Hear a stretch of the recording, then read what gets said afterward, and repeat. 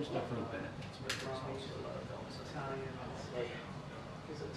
Because people will use it for both. You know, they definitely want to use advantage of The station wants to. You guys putting together? Yeah.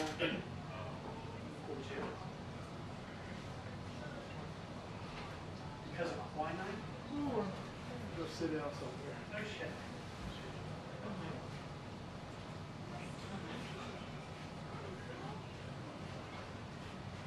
Scurvy. Hello? Yeah. Yeah. And I think it's for like the people you gotta get ready. I wasn't before, but now I am. Good man.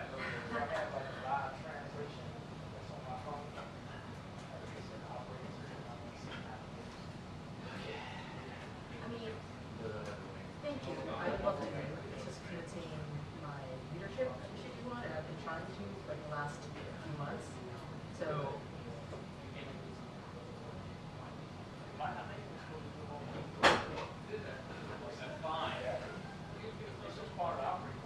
yeah. So how well?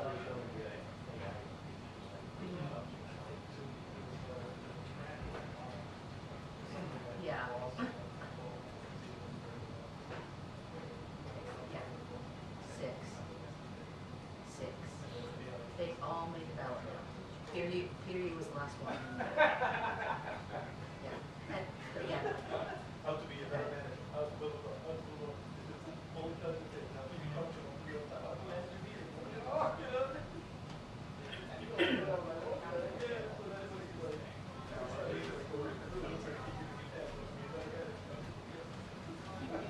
it's very, it's a lot. It's a lot of that you might feel for like 3, maybe 4 civil servants. Like I think I would he should not be on the ballot. He's not this one. He's not number 1. So like 250,000. It's not so many. He's like 270. I don't know what's happening to you. Anyway,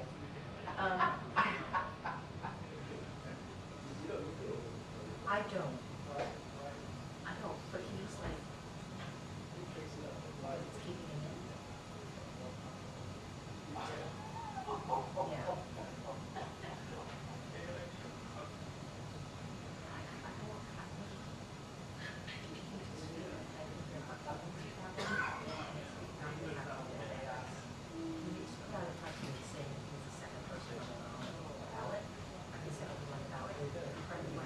Oh yeah. Better than the Nets, or the Cats.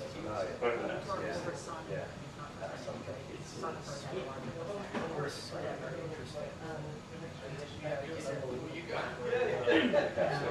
Shy, go to that last one. Yeah. I think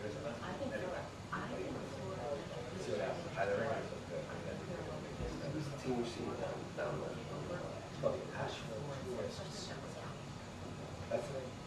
I think it's single A affiliate up east. A little bit better than our teams up here right now. I don't know.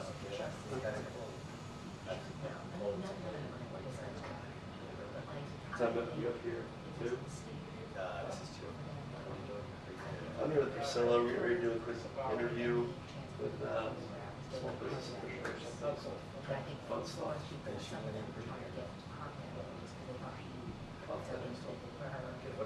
Safe travels. Actually stand up Apple Bill painted or something. Past that. That's for you. So we fly out 6 o'clock. I would say you do this. Then I'm going to go here to the airport, fly out at 6. And Is it gonna harm you or? we flying out, renting a car at the airport, and we love a car. But as long as you guys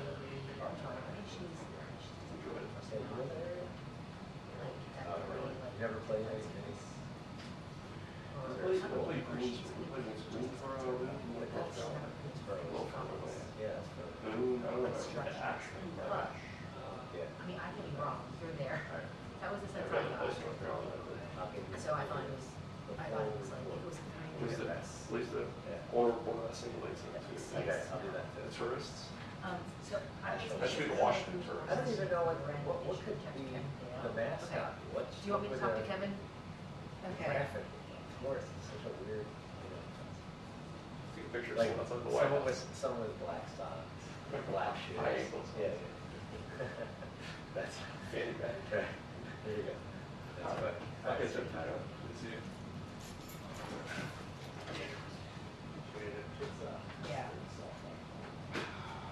Yeah, I mean, John here. Yeah. You see those people, It always helps to have this foil, but I would also say if it's, well, so I would also say this, like, I also think like either that type of Andy would also be great. I think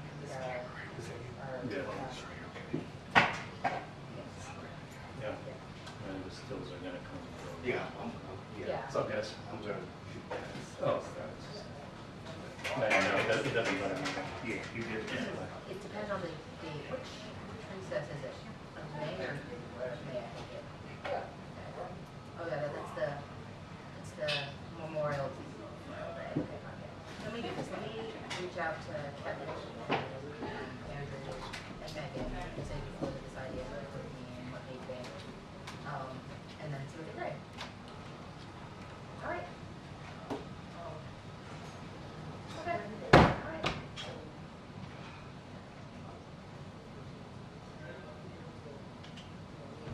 Yeah.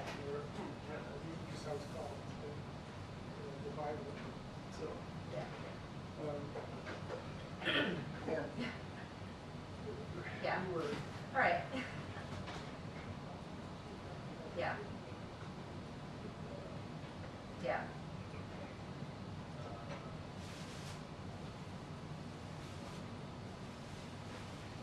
Yeah.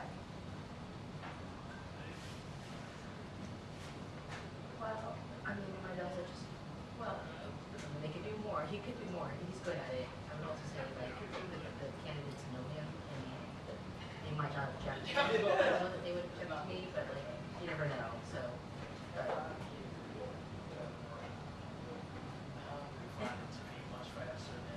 But, anyway, all right, let me, I gotta go, let me send a message to Kevin and, all right, and let, all right, awesome.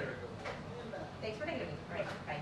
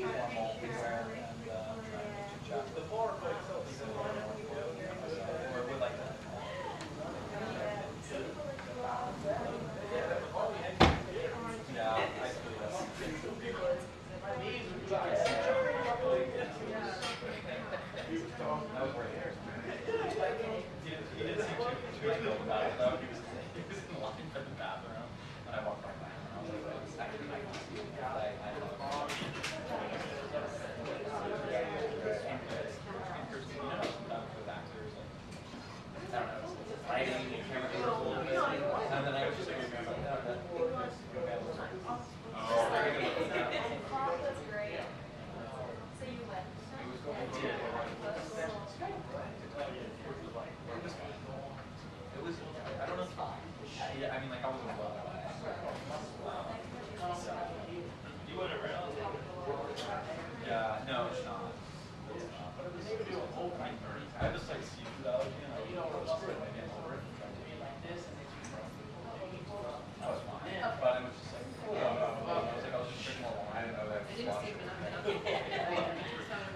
thing, and then so I'm sure like afterwards, it's like, Yeah. not bad. Not good. I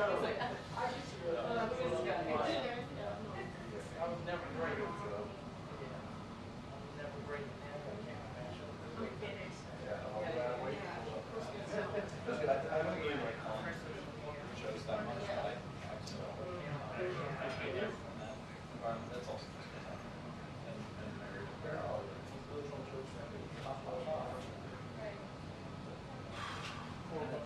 most people are players have to have political structures. So I did think it was a good idea. When they asked like products and ideas, you know how you got TikTok, you got real, A lot of like it's are just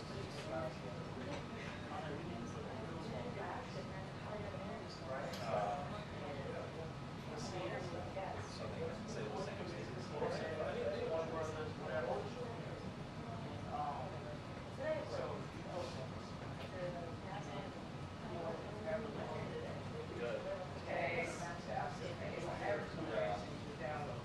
I don't well, at least because I'm born here. Not really. I mean, like, we do domestic U.S. stories, but that's kind of like more a niche thing, just to kind of like U.S. crazy kind of stuff. I mean, that maybe it doesn't share that my work, but that's what I got.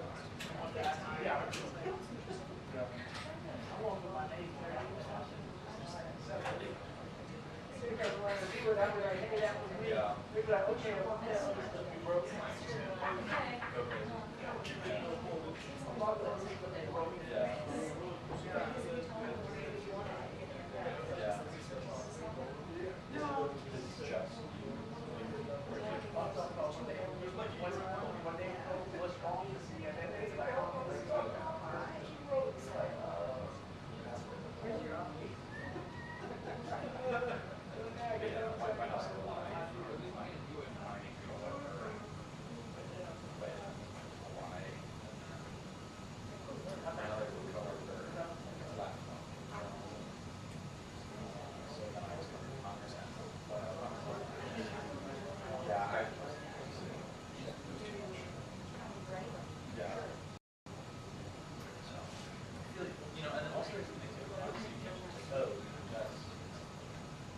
That's whatever.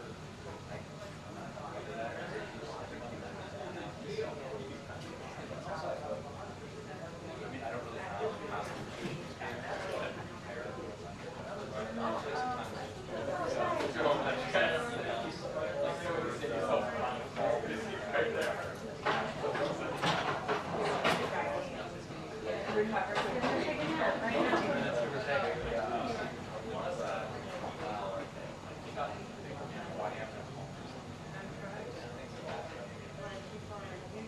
it's a lot.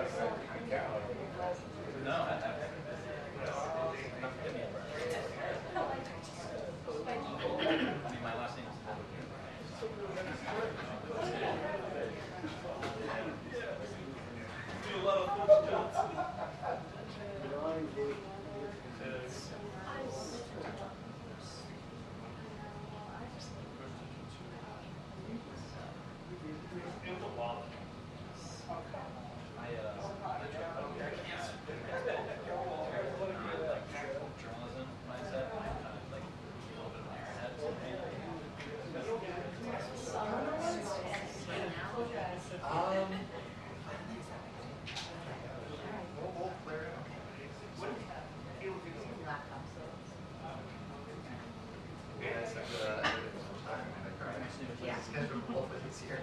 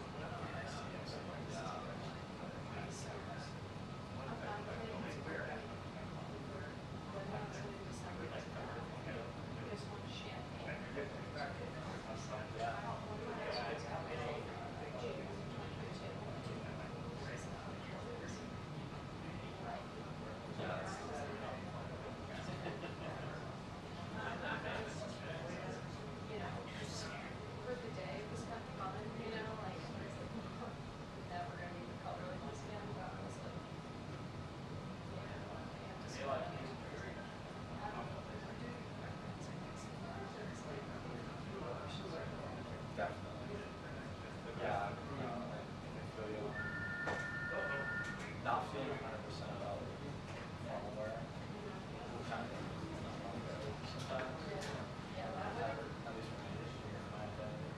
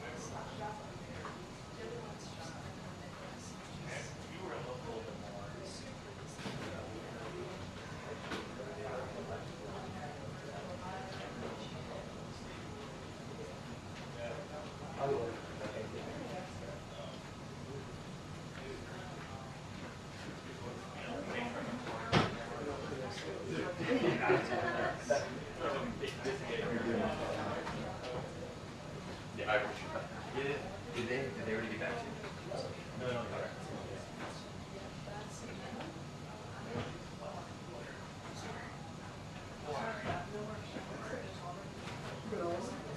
Yeah, in Pittsburgh,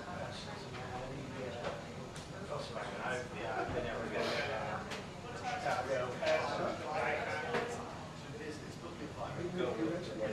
Yeah, I've been to convention. So when just that way. Chicago. I don't know, a lot of people are, not sure people think, no insight out of it. This is pretty good. That's really interesting.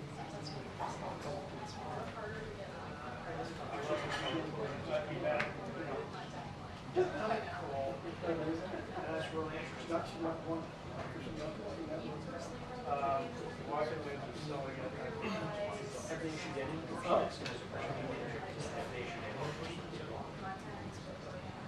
Well, yeah.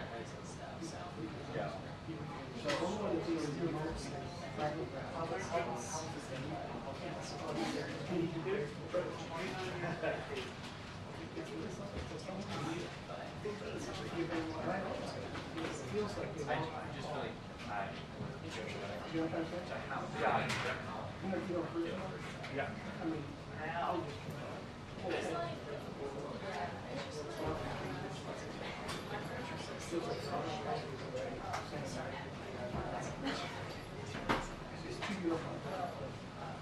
Yeah. Yeah.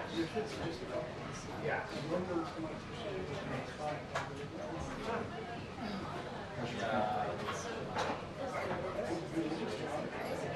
That would be. What happened to the silent?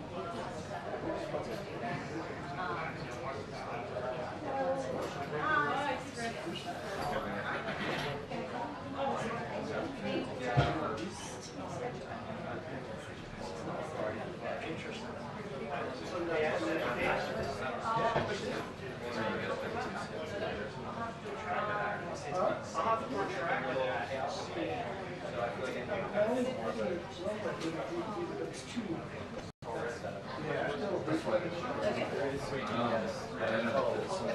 Yeah. We don't know when.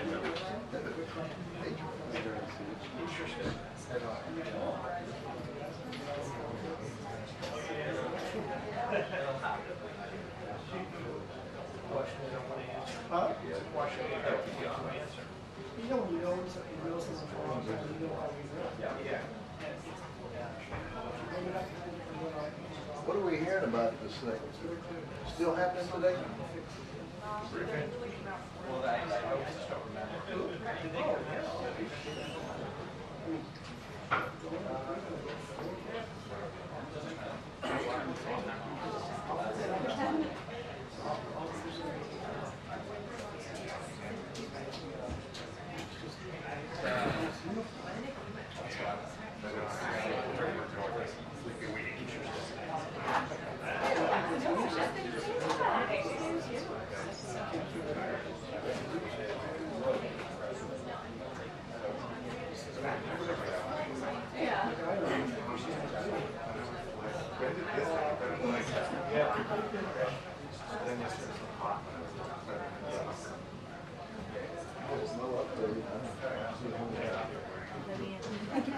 What's the password? Oh, that's definitely not.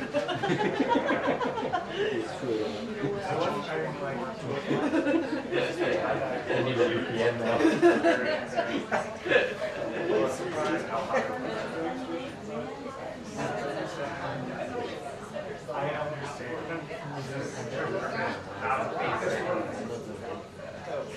Maybe just mental.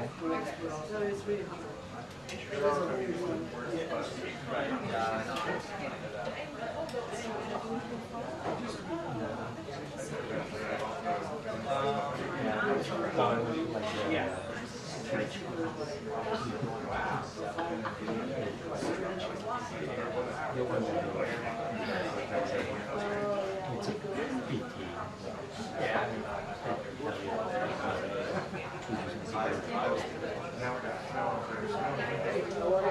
I know.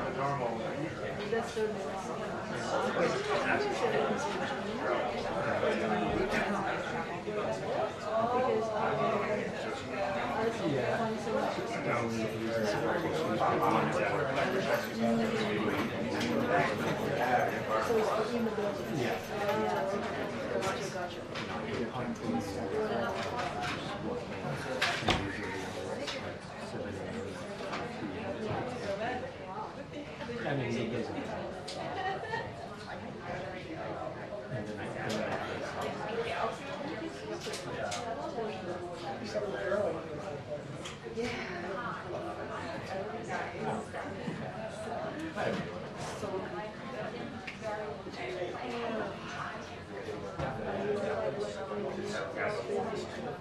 no, I wasn't counting.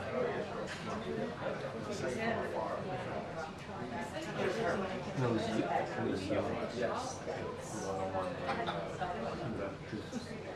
When we go to somebody's less than that.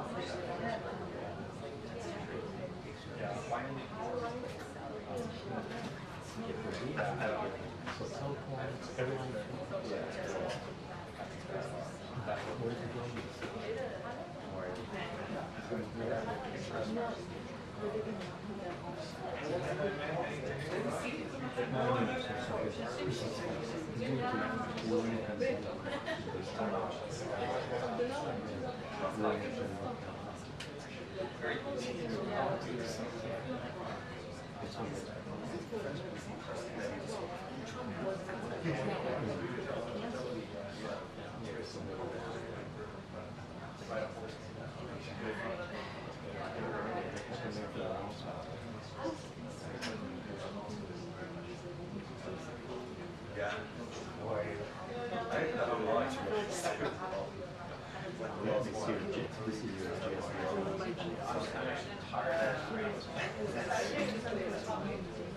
It was definitely something. It was very, very good.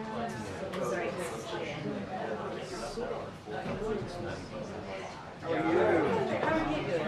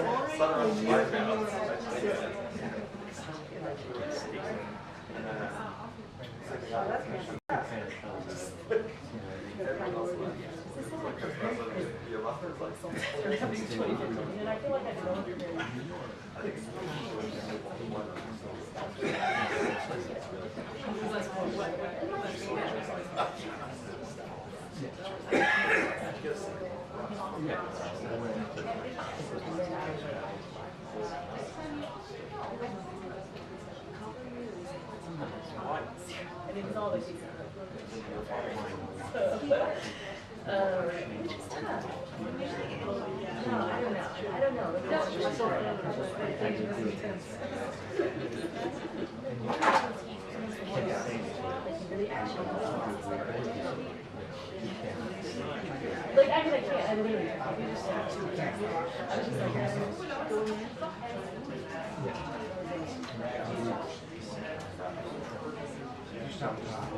I'm trying to read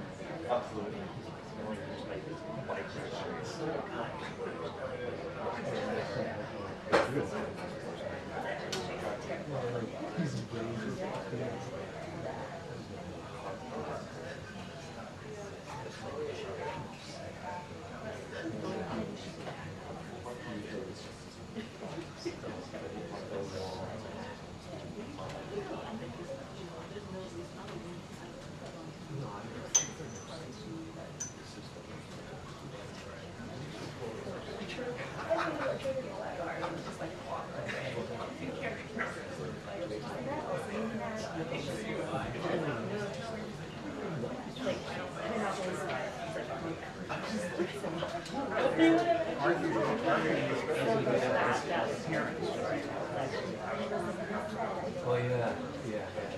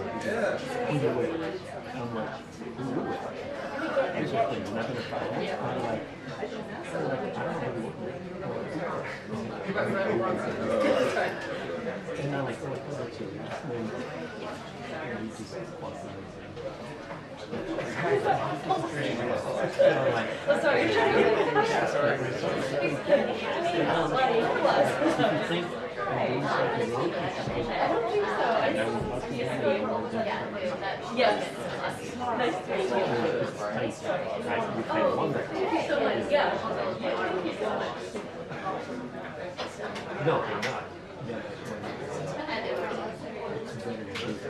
Okay. So you guys also do like every 4 or 5 weeks?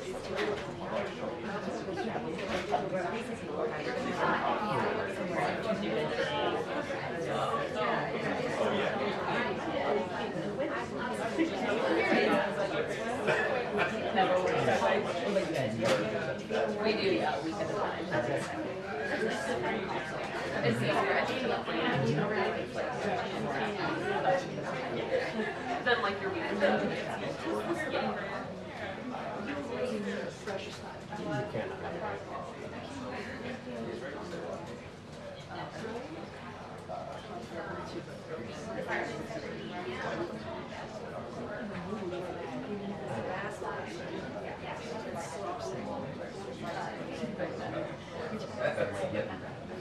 Tell me more. I mean, it's, you know, same thing.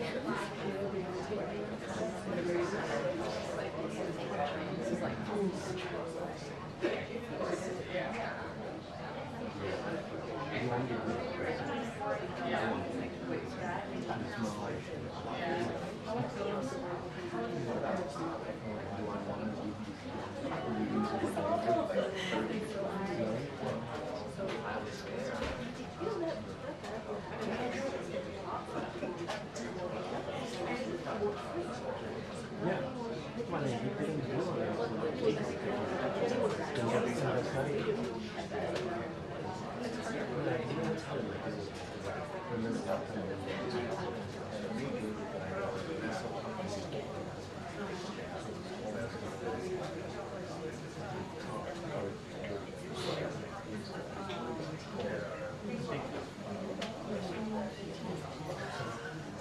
whatever. Home or something like that. It's just considered.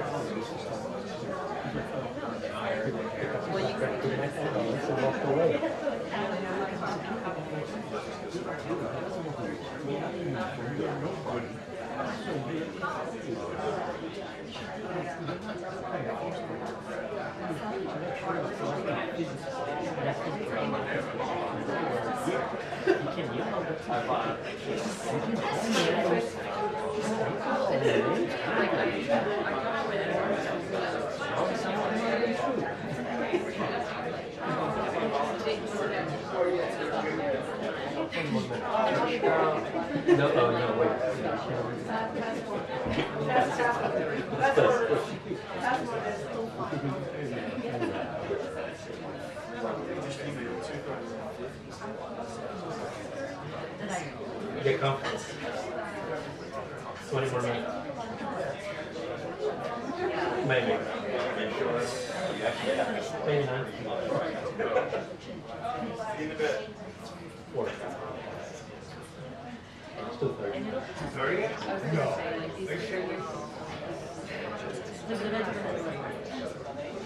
No. I was like, I'm so sorry, and then he's like, he's like, you're just.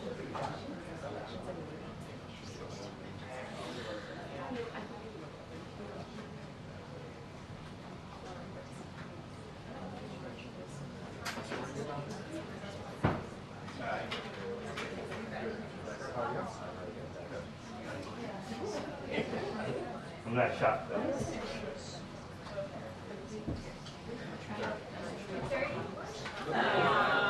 Guys.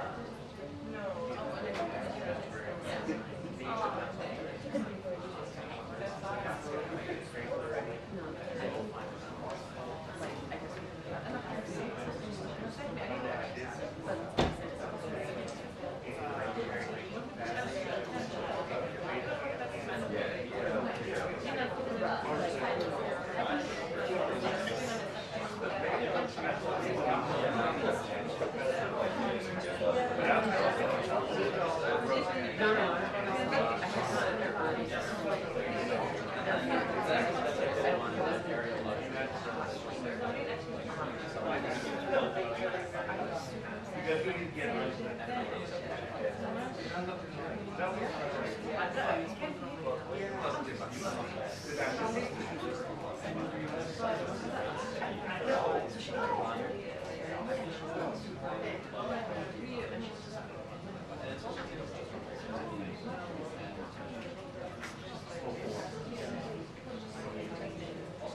find like exercising like that,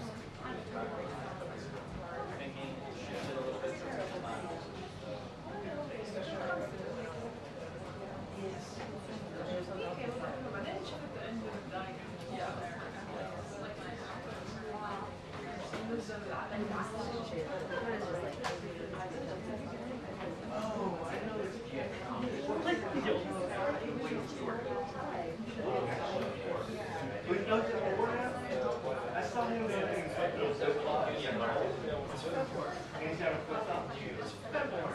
Dude, I know that. That's cool. I didn't know. I was just supposed to make yeah, you got it. You got it.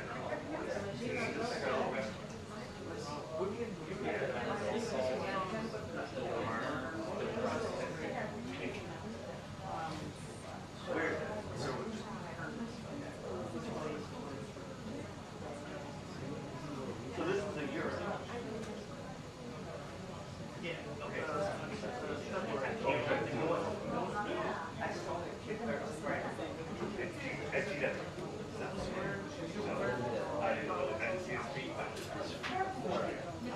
Maybe roll down his bed. When that was cool. No, I got home 4 o'clock. Those types of stuff, it should be work, right?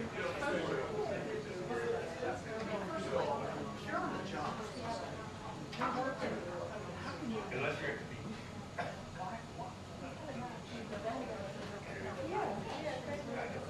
I know.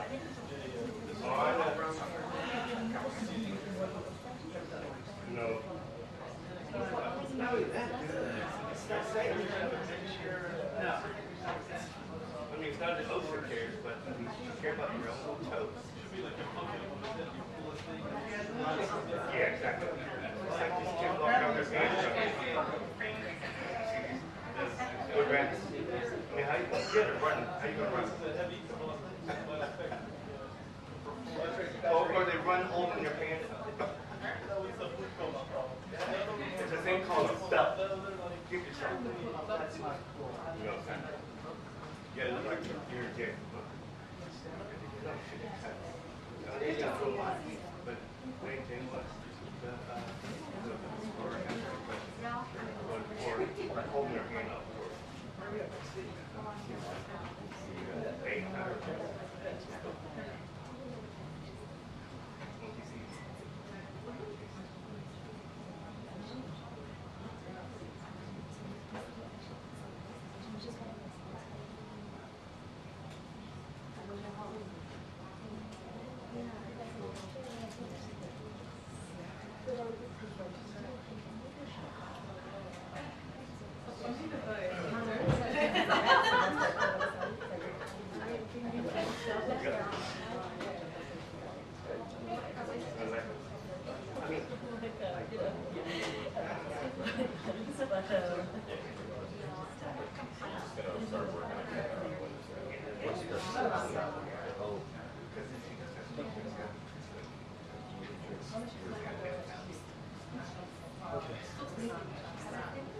Oh, my God.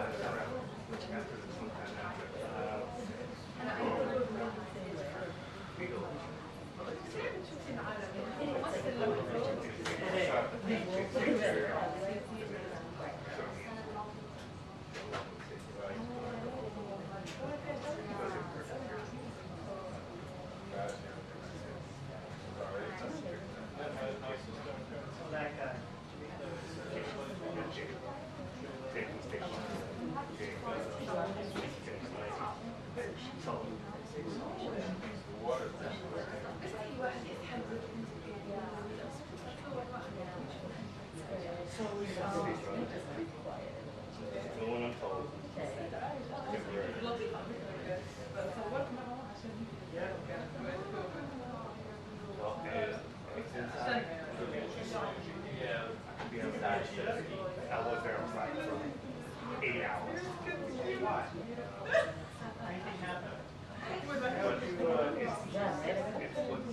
No. Well, no. Well, I chose not to because I just was pissed off to be there. But there's food that better go there. Works right there. People get protest this place. Look for it, bathroom. You're eating like you're out in the middle of nowhere. I don't know what's going to come. That's it. Very much. I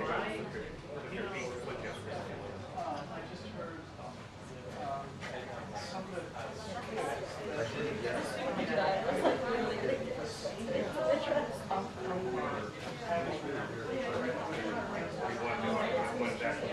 I didn't get it. They were senior and Yeah. and they had.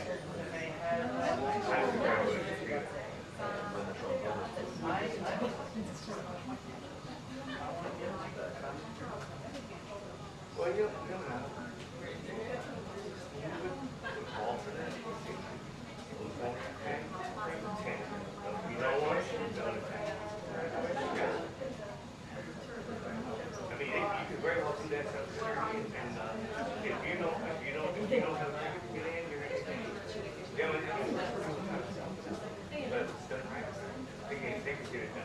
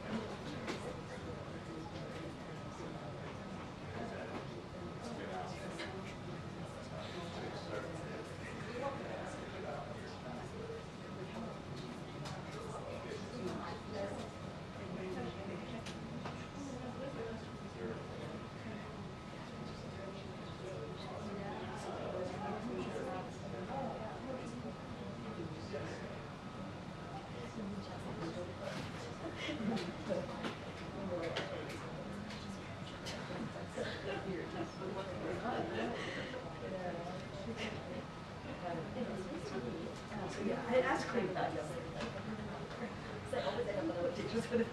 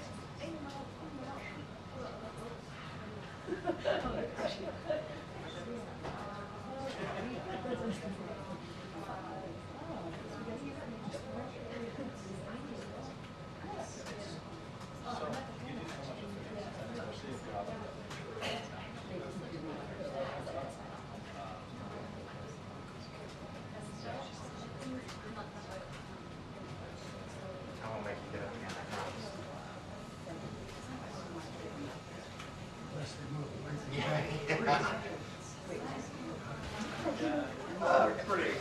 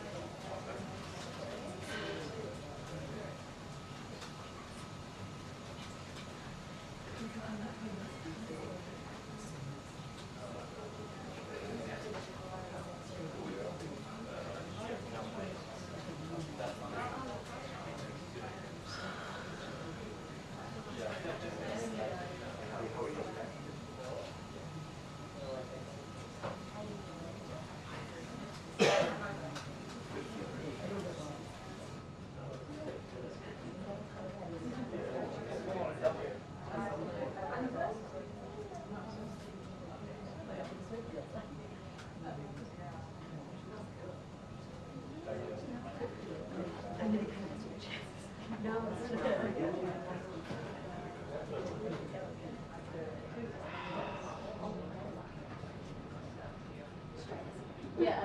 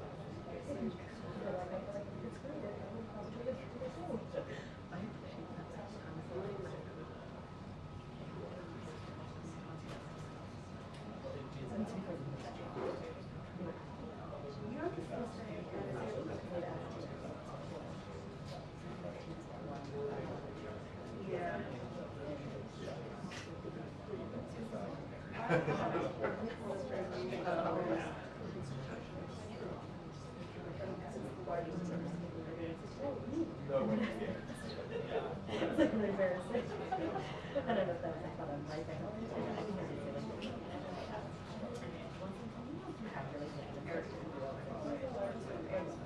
like, oh, usually it's okay. I thought it was like on my list of but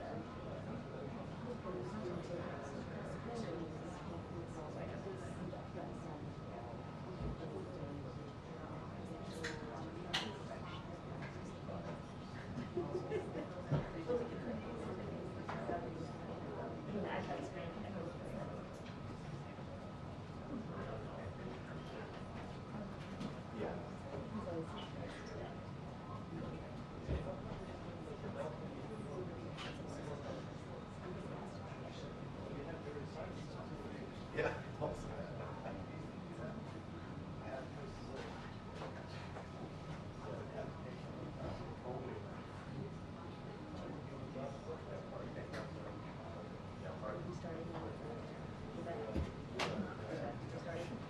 Well, I don't know where it's at. Pretty close. No, we probably.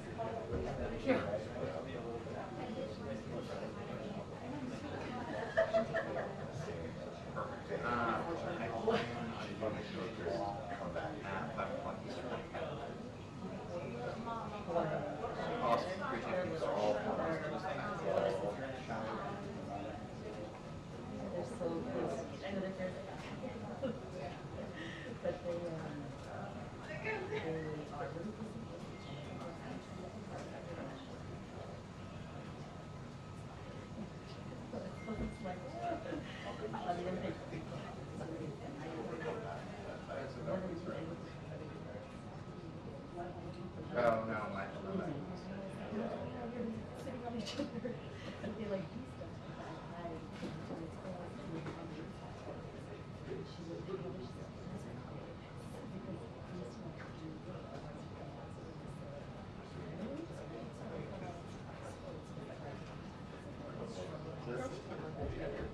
It's stuffy. I do. And the sheer fatigue and fear so you're in for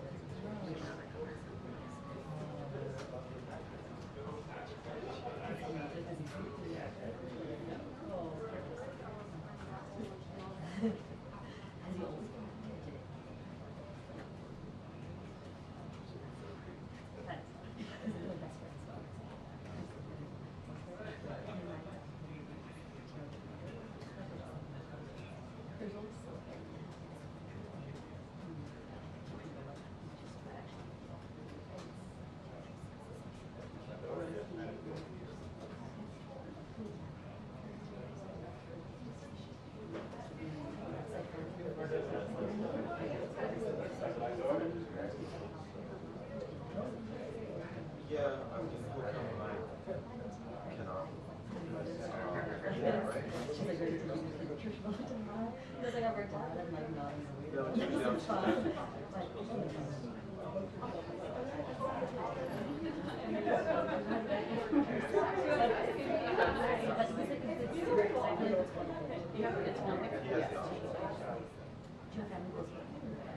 Yes, my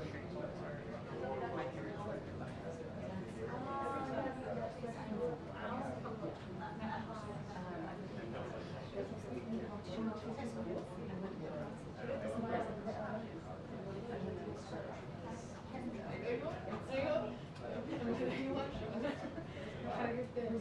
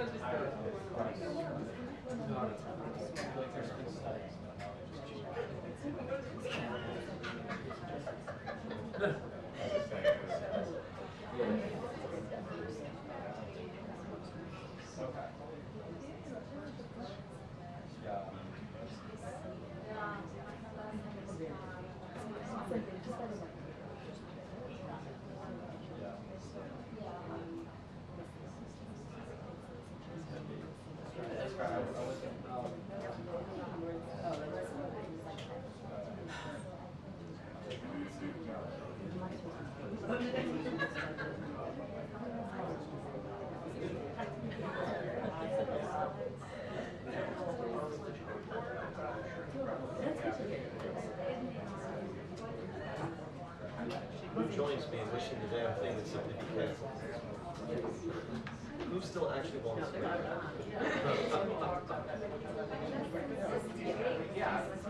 Oh yeah, you feel like you got it. The prospect of it being peaceful together is welcome to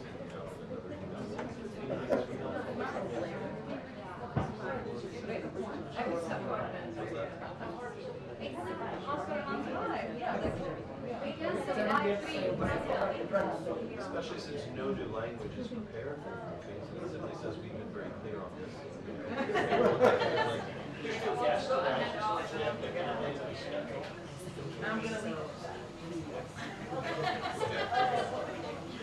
I have to be super careful because your question involves now. Well, you can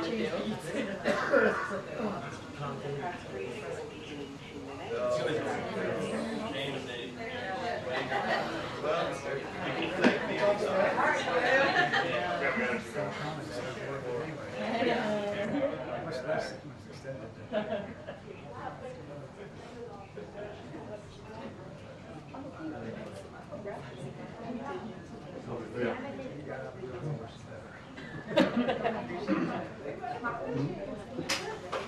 Too late already. Yeah, but I'm about to get us to the room. Which is nice. I went to school in Europe. Well, Yeah, it's free. So I never had to pay for that. She's going, she's going to Washington State. That's a good school though. Yeah. Worth it. Yeah. Don't study. Yeah, exactly. So we can like be on the front lines.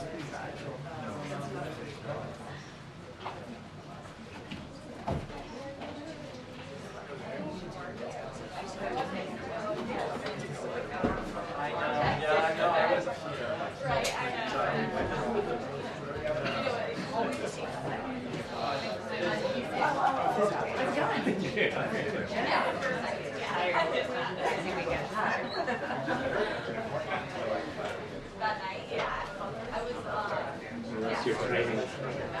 You lost your training. Need to work on my So,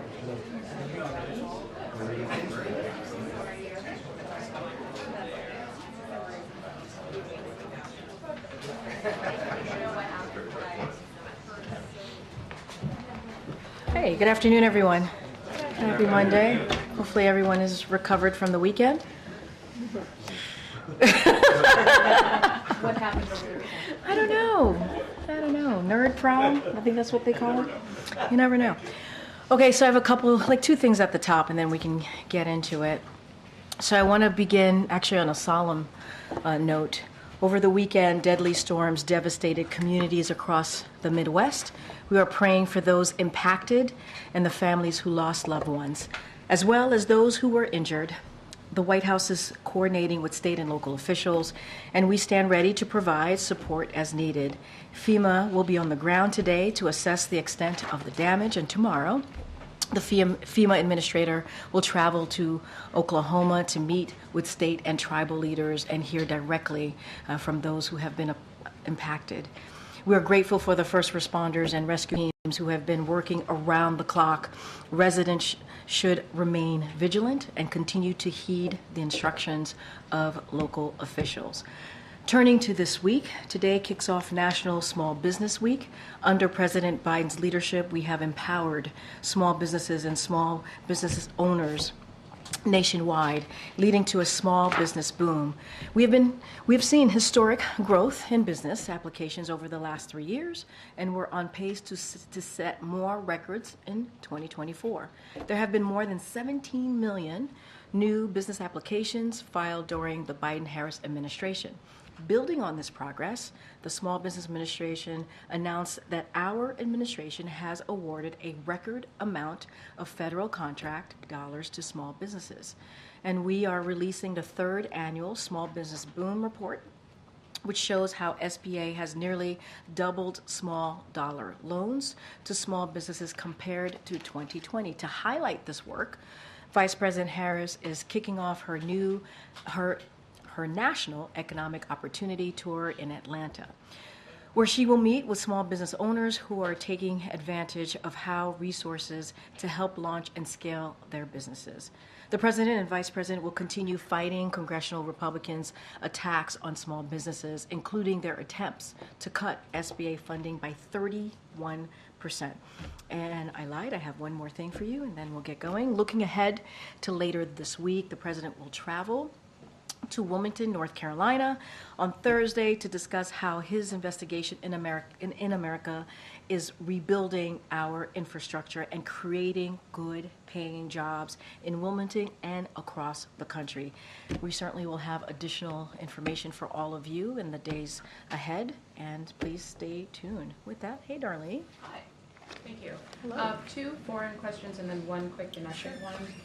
Does the White House see any forward progress with the latest hostage deal that Secretary Blinken described as extraordinarily generous on the part of Israel? So a couple of things. As you know, we put out a readout yesterday that the call that the president had with Prime Minister Bibi Netanyahu, and the significant focus of that call was obviously on securing the release of all hostages and paving the way to a prolonged ceasefire that would provide relief to the people of Gaza.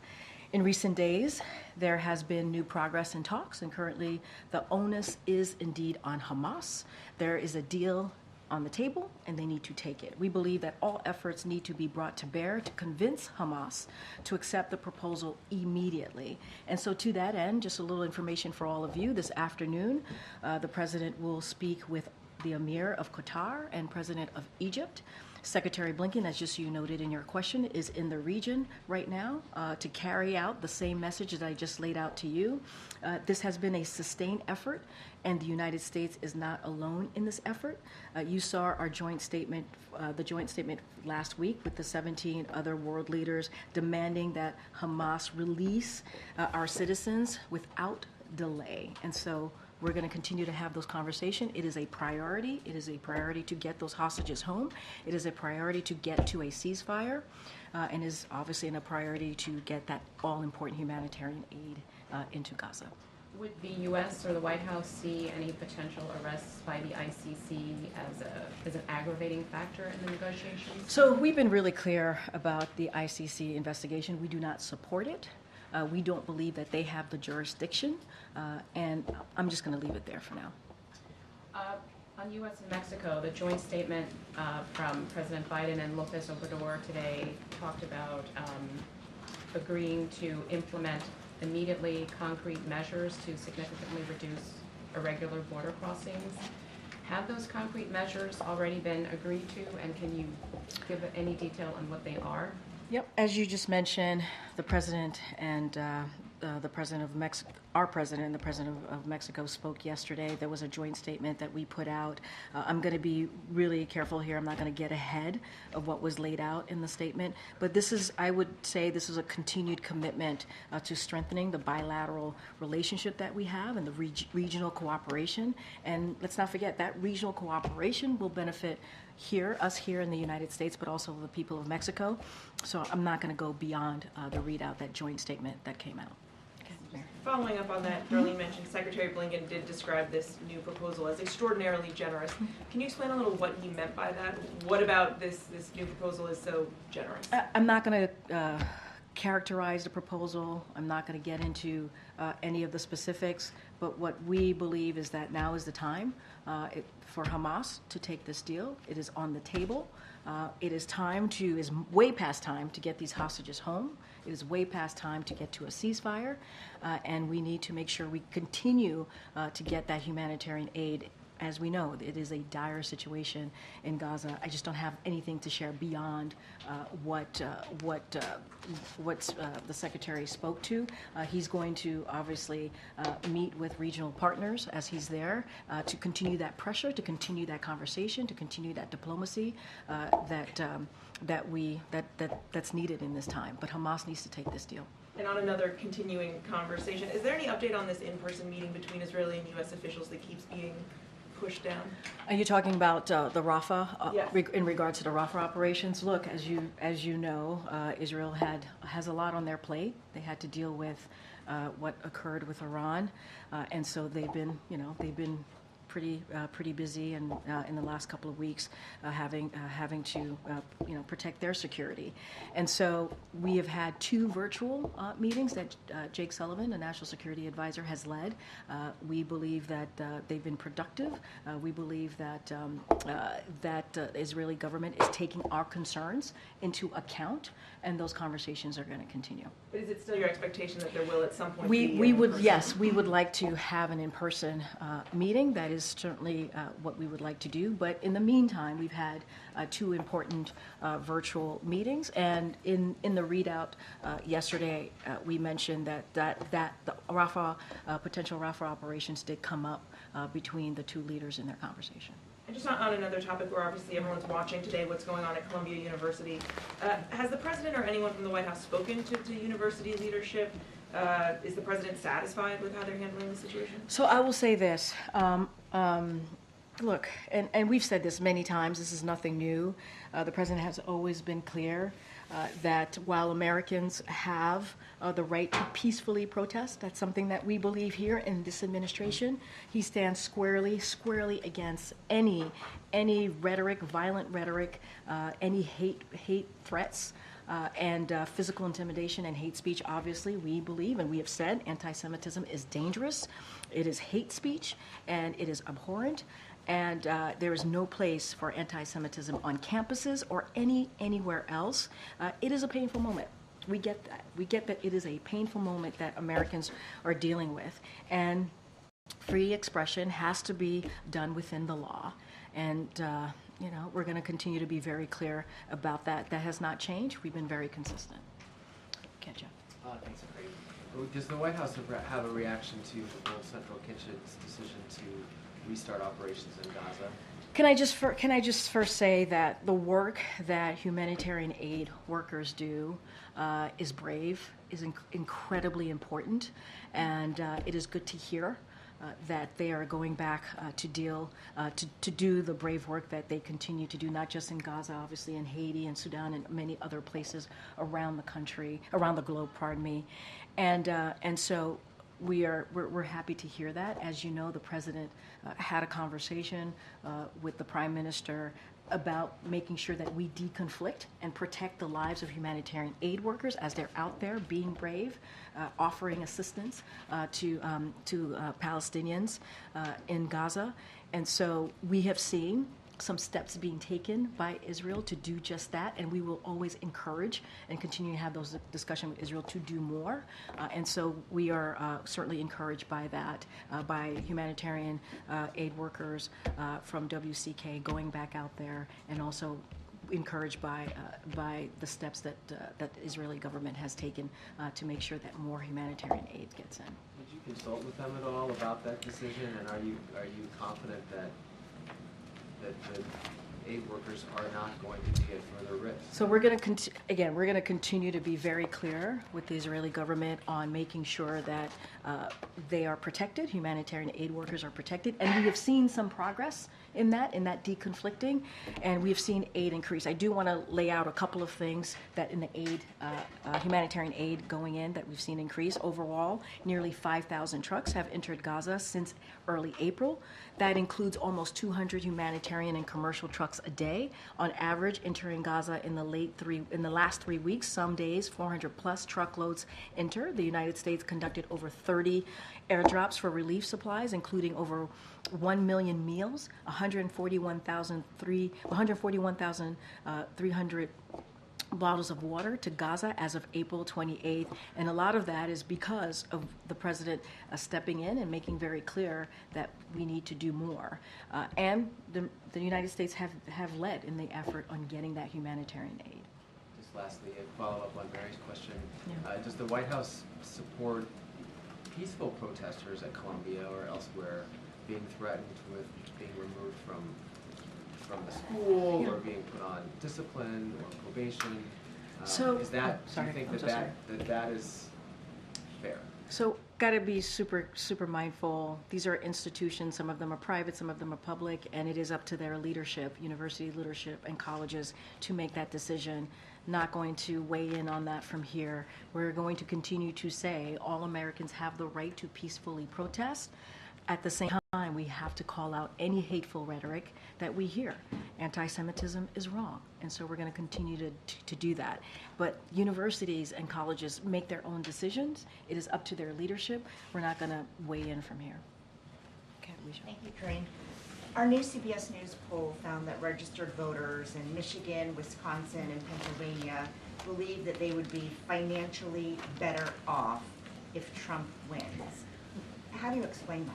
Going to be careful because we're talking about registered voters. We're talking about a candidate now, obviously the former president who's now a candidate.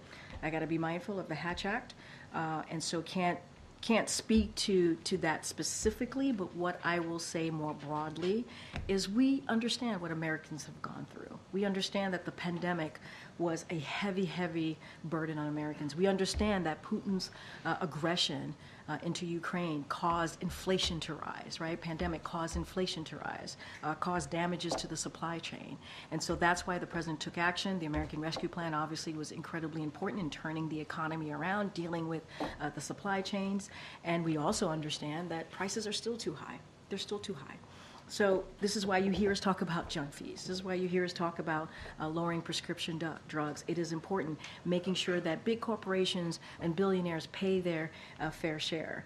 And so we're going to do more work, and we're hoping that message gets through to the American people. That's why you've seen the president in New Hampshire, in Las Vegas, in Madison, Wisconsin, laying down that message directly to the American people. But there is a contrast here. There's a stark contrast to what we see, what the president has been doing, this administration, the Biden-Harris administration, and what Republicans are trying to do. They literally put out a budget that cuts Social Security, Medicare, Medicaid, and gives special interest groups, billionaires and corporations, a tax break. The president doesn't believe that.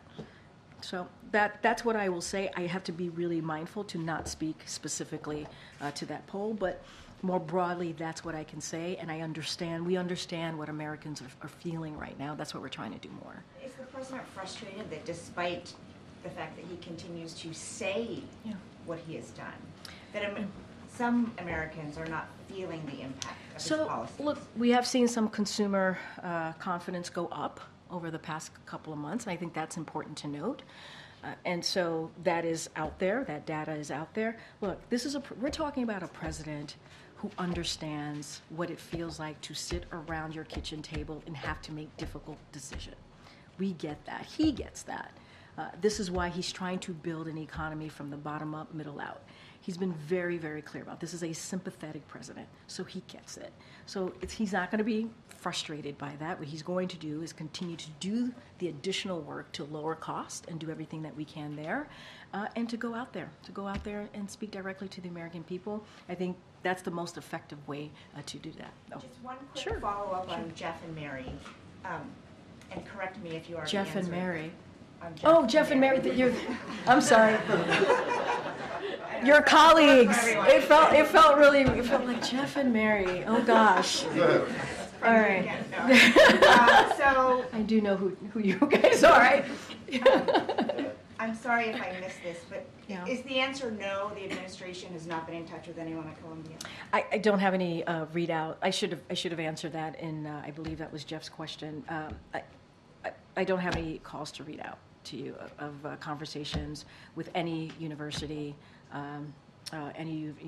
leaders at this time. Obviously, the president's going to go speak at Morehouse, and so we've been in touch with them because he's going to deliver a commencement speech. He's looking forward to doing that. It is such an important moment in time for graduates, and he's going to go obviously to West Point. Those are the two that he's doing. Go ahead. Thanks. Thanks, Karine. I wanted to go back to last week. The administration announced that it was again delaying. Last week. I know.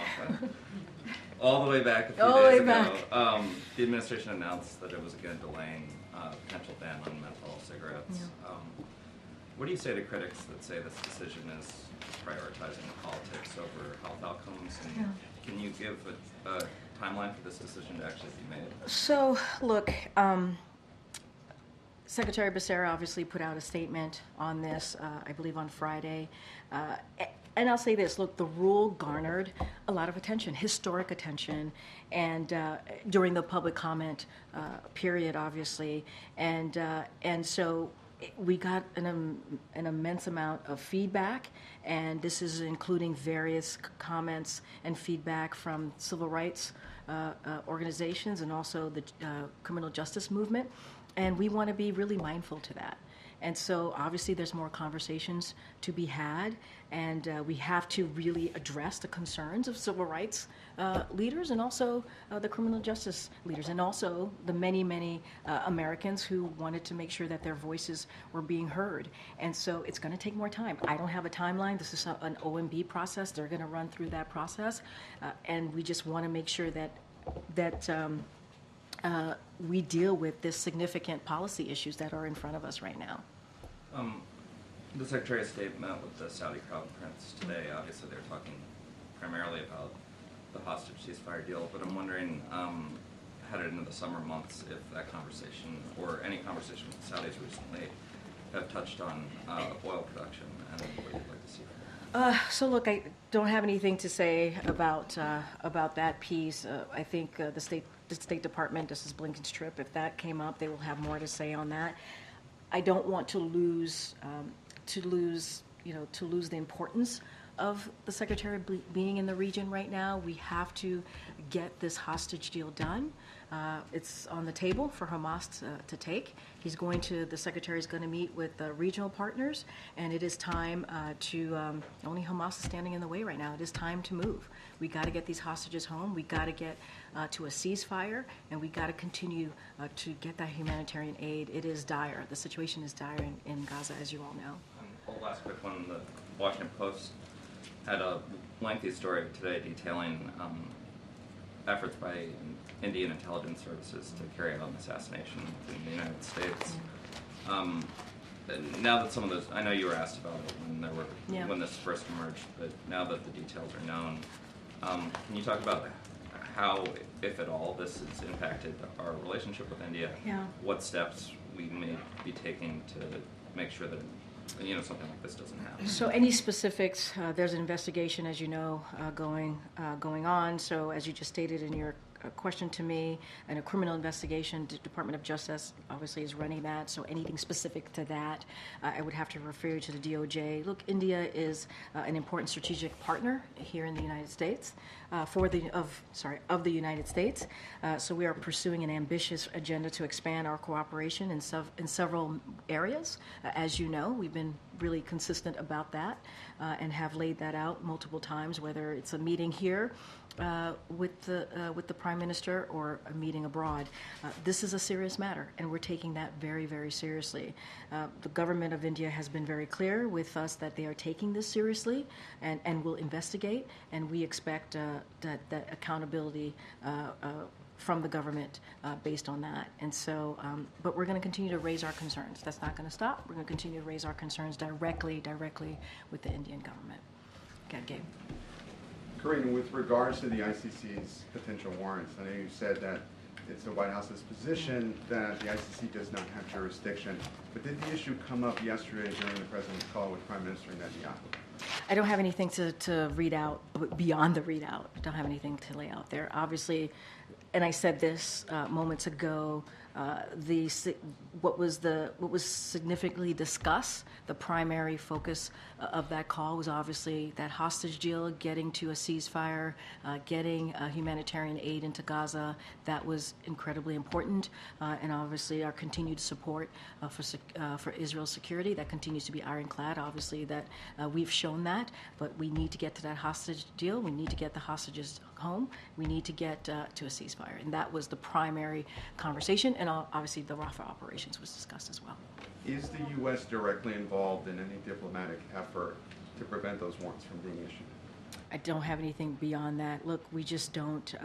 We don't believe it's in the ICC jurisdiction in this situation. We do not support the investigation, and I think that kind of answers that question when we say we do not support this and we do not believe it's in their jurisdiction, ICC's jurisdiction. Excuse me. No, sorry. I'm sorry. No. Just have a little bit to say. It was okay. Okay, go ahead. Dave. Switching gears to another topic and following up on what you said earlier about the protests in Colombia. Earlier you talked about how you didn't want to comment on what school administrators might do, but the protesters themselves have now defied a 2 p.m. deadline. Should they leave? The protesters themselves have? Yes, there was a deadline for them to leave by 2 p.m. and they have not done so. What does the White House think? You mean that Colombia has said there is a 2 p.m. deadline for them? Okay. I'm just not going to comment on leadership at colleges and universities, their decisions. That's for them to decide. We've been very clear. Americans have the right to peacefully protest, and we're going to continue to call out any type of hateful rhetoric, any type of potential hateful violence here.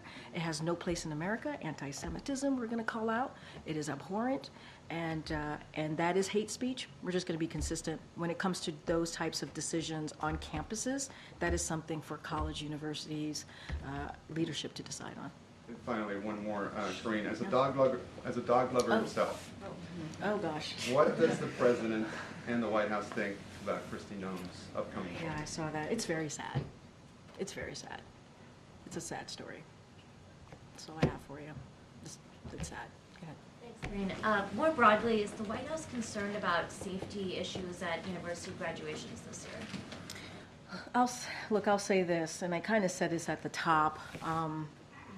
Commencement day for college kids. It's such an important day. You all know that. I'm sure you all have experienced how important it is that day, not just for you or for them in this case, but for parents and loved ones who are here to celebrate.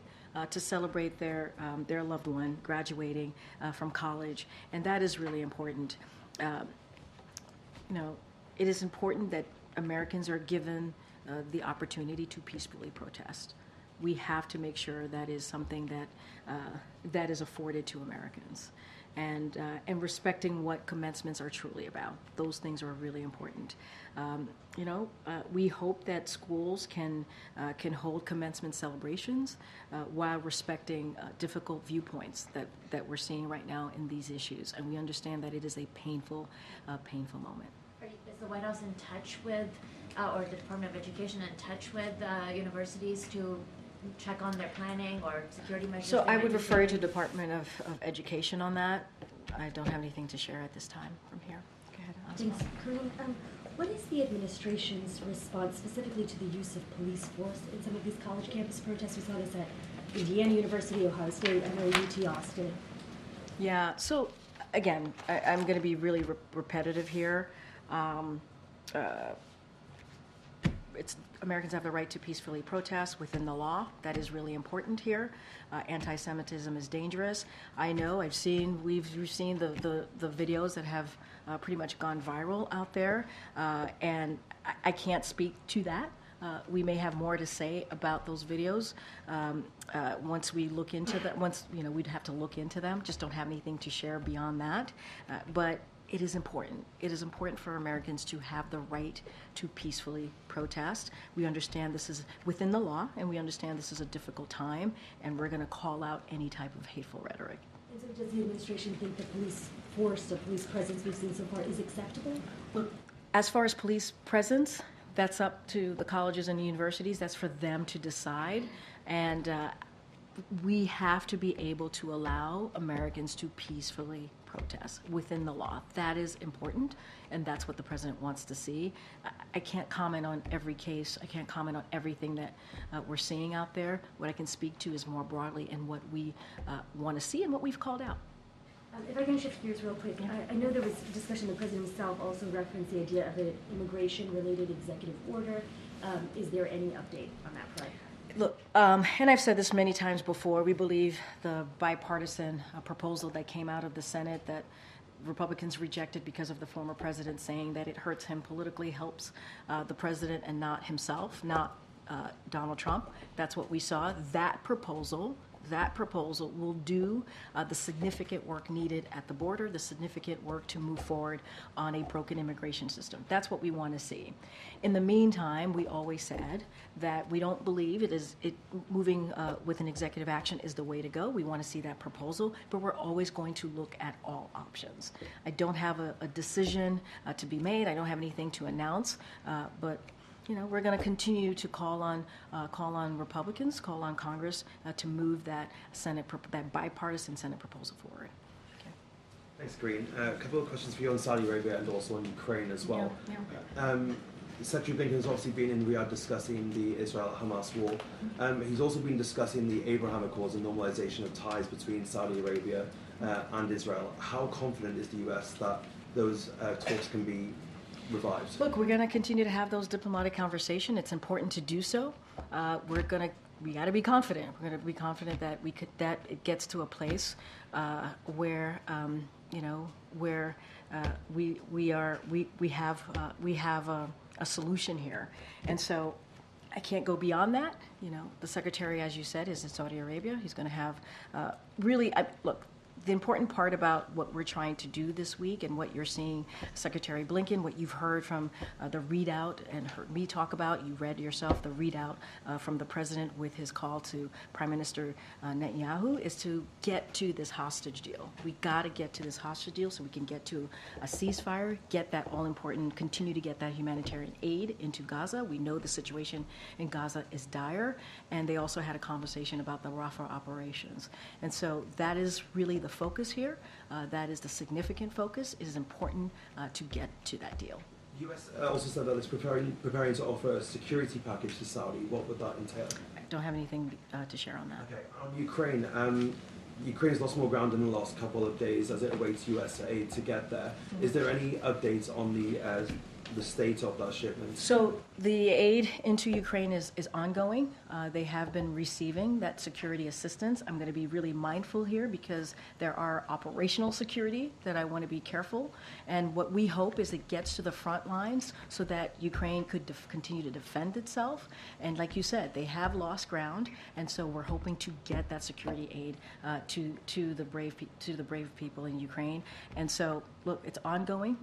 That aid is getting into Ukraine. I want to be really, really mindful on speaking to operational security from here, from the podium. I would refer to the Department of Defense for anything further. Okay, go ahead, Karen. Thanks, Karine. First on, as you mentioned, the Vice President kicked off her Economic Opportunity Tour today in Atlanta, which is a majority black city. Next week she'll be in Detroit, another majority black city. It seems like the administration is trying to reach black Americans in particular as relates to the economy. Data suggests that black Americans feel economically burdened and are not aware of some of the work that the administration has done. According to an Economist YouGov poll, only 22% of black Americans feel they are they feel like they're not economically better off than they were a year ago. Does the White House believe that this tour, or hope that this tour will help change perceptions amongst black Americans as it relates to the economy? So a couple of things. I think Weijia asked me this question, but a more broader sense of how people are feeling about the economy. And we think it's very important, the Biden-Harris administration, to go out there and to talk directly to the American people. We believe that if they hear from us, they will know exactly what we've been doing and how we've been delivering. But we also understand that people are still feeling that prices are too high. They feel that the economy is not working for them. And so we're going to lay out what we've done this past three and a half years almost in this administration. And as it relates to the black community, when the president walked in, unemployment was above 9%. Now it's at a record low in the black community. Now it's at a record low around 5%. That's because of the work that this president has done. Black wealth jumped up by 60%. That's important. That's because of the work that this president has done. But we understand, especially as it relates to the black community, housing is important. We understand that prices, again, are too low. And so we're going to do the work in the black community, yes, but also for all communities. And so having that conversation, and we believe this tour that the vice president is going to do is important. But we're going to speak to all communities, black communities and every other community out there who have felt what the pandemic has done and what the high inflation that came after Russia's war into Ukraine. And so we're going to continue to do the work, whether it's talking about junk fees, lowering prescription drug costs, which we've been able to do, continuing to do that, healthcare costs more broadly. This is incredibly important to this president. Just one more question. Sure. The Carnegie Endowment for International Peace has a study that came out a few days ago. Amongst a study of black Americans, 45% feel a connection to Palestinians, which aligns with reporting and data that suggests that black Americans see a similarity between their historical subjugation and what Palestinians are experiencing. What is the White House message to black Americans who have distinctly supported this president and feel like his policies go against what they believe morally and see this connection to what's happening to Palestinians? And it's the message that we have said to Arab Americans, Palestinian Americans, Muslim Americans, and many Americans here who are looking at this moment, and it is incredibly painful. We understand. This is a painful moment for many. And that's why White House officials, including this president, has had many conversations with communities, leaders of those communities, to hear from them, to listen to them, and to talk about how to move forward.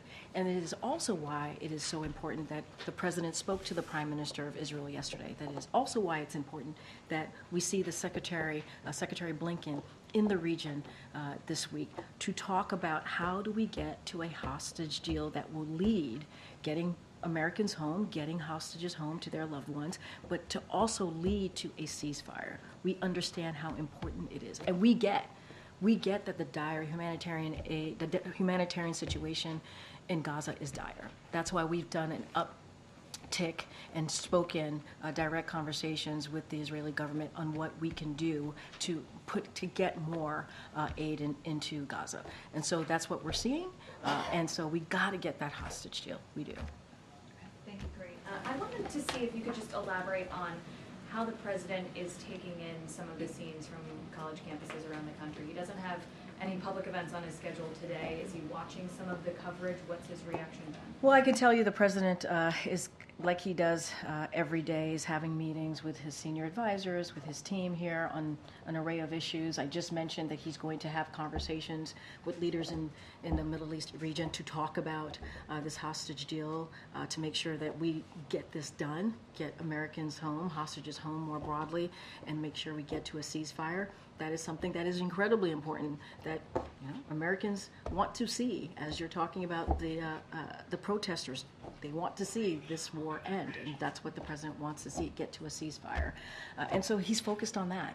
That's his focus. I can't speak to him catching any of what's happening on TV, but I can speak to the importance of the meetings that he's having and these 2 head of state calls that he's going to have this afternoon. Last week, House Speaker Mike Johnson visited Colombia and said that after that visit, he was going to be calling President Biden to discuss potential response, even the potential for a role for the National Guard. Did that conversation happen? And has the president I mean, look, I would refer you to the speaker. I don't have a call to speak to. As it relates to the National Guard, I've been asked this question. Did that call happen? I don't have a call to speak to. What I can say is that as it relates to the National Guard, that is something that is under the jurisdiction of governors.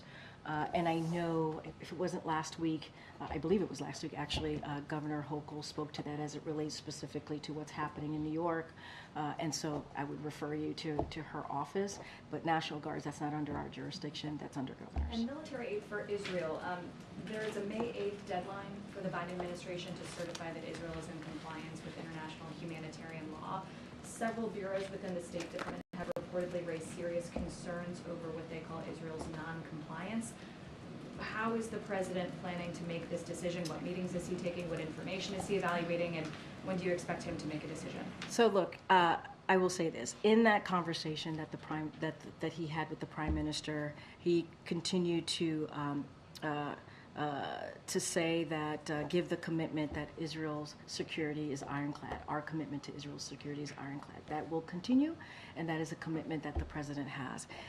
I'm not going to speak to a May 6th deadline. That's not something I'm going to do at this time. But look, that the president has been very clear as it relates to making sure that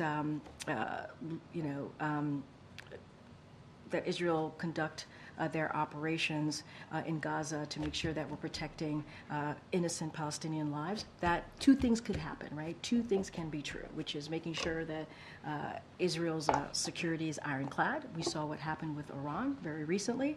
They live in a neighborhood that is tough, and they will continue to need that support. So 2 things can be true. We can give that commitment to that ironclad commitment, but also have those conversations with Israel about making sure that they conduct their operations in Gaza to make sure that we're protecting innocent Palestinian lives. Since the president's last call with Prime Minister Netanyahu, Which was yesterday. Congress, between the call 2 weeks ago or 3 weeks ago and the call yesterday, Congress has newly authorized about $16 billion in additional military aid. Did President Biden communicate what it would take for the U.S. to begin dispersing some of that aid? Progressives have urged him to place conditions on it or to use it as leverage over Israel. Look, I've been very clear. 2 things could be true. We're going to have give our commitment to Israel's security, that is ironclad, and also have those conversations with Israel about making sure that how they conduct their operations in Gaza protects innocent Palestinian lives. Hence the conversation about Rafah operations, right? The 2 virtual calls that Jake Sullivan, our national security advisor, has led, and we're going to continue to have those conversations. It is important that we protect Palestinian lives, innocent Palestinian lives, as Israel continues to defend itself. It is important that they are able to do that, but we have to make sure that also in those conversations that they conduct their operations in a way that innocent Palestinian lives are happening. I don't have anything beyond that. We've been consistent about that. I know Jake Sullivan spoke to this just last week when he was at the podium. Okay. Thanks, Two topics if I can. First, right before we came out here, there were reports of a shooting in Charlotte, North Carolina, involving law enforcement officials. Were you guys aware of that? Has the president- No, that's actually the first time I'm hearing about that. Obviously, I want to be really mindful since I don't have all the information. We'll certainly look into that and see what's going on there. You know, police officer, law enforcement officers put their lives at risk every day, and so, you know, that is, if that is indeed true, it is very sad news. And we also know gun violence is an epidemic in this country. That's why the president's doing everything that he can to make sure that we deal with this epidemic. And by, as you know, signing 24 executive orders, starting an anti-gun violence White House office, the first ever, and passing the bipartisan legislation to deal with this. We need to do more. We need to do a lot more, and we're going to continue to ask Congress to do so. And second topic, the Affordable Connectivity Program runs out of funding this week. What is the White House plan to get this renewed? Are there conversations about trying to get this included in the FAA reauthorization? So I got a couple things that I do want to say about that. Despite repeated calls from President Biden, congressional Republicans have not extended the Affordable Connectivity Program. This essential program has helped millions of Americans participate in school and work, access health care, and stay connected with their loved ones and more. We announced earlier this month that we are encouraging providers to take steps to keep their consumers connected at this crucial time by offering low-cost, no-cost plans. We'll continue to push congressional Republicans to take action, and anything else to that, I will refer to FCC. Do you see it potentially ending up with the FAA? Or this is like the last big bill that could be... I mean, look, we can continue to call on, obviously, continue to call on Congress to act here and take action, and so that's what we're going to continue to do. But obviously, we've taken some steps so that consumers can protect themselves. Okay, Danny. Thanks, Karine. Just on Rafah, the readout yesterday from the call, Netanyahu said that the president had reiterated his clear position, but didn't say what it was. Can you just clarify to us exactly what the position still is at this moment? Yeah, I mean, it hasn't changed, Danny. We have concerns about a major military operations in Rafah. We've been very clear. There are more than 1 million Palestinians in Rafah, and we believe that they need to be protected. Whatever operation they want to move forward with, and we understand there are Hamas operators in the region, and we understand that their concerns there. And so we have shared our concerns with that, and we believe that they're going to take our concerns into account, and we're going to continue to have those conversations. There were 2 virtual meetings that were led by Jake Sullivan, as I mentioned before, but our position hasn't changed. Is the position that you have concerns about that, or that the president would oppose an operation? We have concerns. We have concerns about that, and we want to talk and discuss and continue having those conversations about what their potential plan might look like. And we believe they're going to, we're going to have further discussions, and they're going to certainly take our concerns into account. And so I'll just leave it there. You haven't had the credible plan yet? We have not seen a credible plan yet. Okay. Thank you so much. For the first time in public, the president urged Russia to release sorry, I'm going to say that again. Alsu Kurmasheva. Yeah. From detention in Russia. What prompted him to make this mention in public, and when will the administration declare her wrongfully detained? So, look, and you heard from the president, obviously, he talked about it during the White House Correspondents' Dinner. He believed it was an opportunity, speaking in front of all of you, to talk about what journalists have to go through and how brave it is for journalists to go out there and really deliver the news and reporting to the public. And it is important to lift that up. It is important to speak to that. We believe, and I've said this many times from this podium, journalism is not a crime. It is not a crime. It is not a crime here, it's not a crime there, and it's not a crime anywhere. And so as it relates to her designation, that is something that the State Department has spoken about. And so we're going to just leave that to the State Department. Obviously, we've shared our concerns about her detention, and so I would refer you to them. And the State Department has shared their concerns about her detention. But it is a designation that the State Department makes. Got it. So today we heard China's government denying an accusation made by Secretary of State Blinken that they were seeking to interfere in the U.S. election. Does the White House share this concern, and what are you doing to combat it? Well, the Secretary is speaking on behalf of this administration, so obviously we share those concerns. But we're going to continue to have those diplomatic conversations. Secretary, is delivered a message there, and I just don't have anything beyond that. And then finally, you just mentioned 2 head of state calls this afternoon. Yeah. Who are they? Is one of them perhaps President Erdogan, and are they still talking about a possible meeting? I don't have anything to share. I thought did you hear what I said about who he's going to be calling? The Emir, he's going to call the Emir and Egypt. Those are the 2 he's going to call today. I know you're trying to get me to say about Erdogan. I don't have anything to share on that. Go ahead. Karine, good afternoon. By all accounts, the FAFSA rollout was a mess. The free application for federal student aid, college or high school seniors depend on that for financial aid for college. Decision day is May 1st. Who does the president blame for the mess? Say that one more time. I'm sorry. Who does the president blame for the FAFSA mess, the free application for federal student aid out of the Department So look, of Education? we take that very seriously.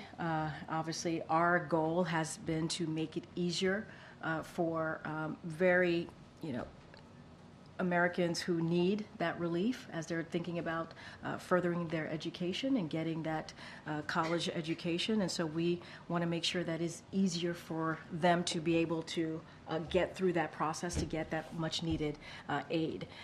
As it relates to FAFSA, we have said, yes, the process has not gone smoothly, and we're doing everything that we can to make it go smoother. I know the Department of Education has put processes in place to make sure that happens, and that's what we want to see. We do not want to make it more difficult for Americans to get that much needed aid. We want to make it easier. That's one of the reasons the President has talked about, student debt relief, giving Americans a little bit of breathing room. Now, obviously, this is on the other side of that. We want to make sure that Americans do have an easier process in getting that done. Does the president still have confidence in the leadership at the Education Department after all this? The President has confidence in his Education Department. Is he aware that FAFSA applications are down some 30%, We understand, impacting minority and low-income students? We understand the impact. That's why we're doing everything that we can. The Department of Education is doing everything we can to rectify that issue, and we have.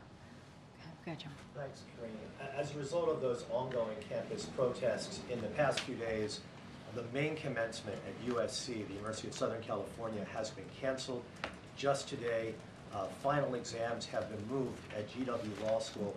What's your reaction to the repercussions of these protests and how they've impacted students on these 2 campuses, but also likely all across the country at both private and public universities?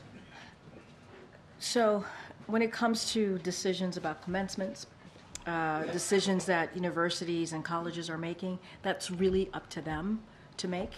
That is a decision that they have to decide what's right for their student body, what's right for their community, and that is on them. So I want to be very clear about that.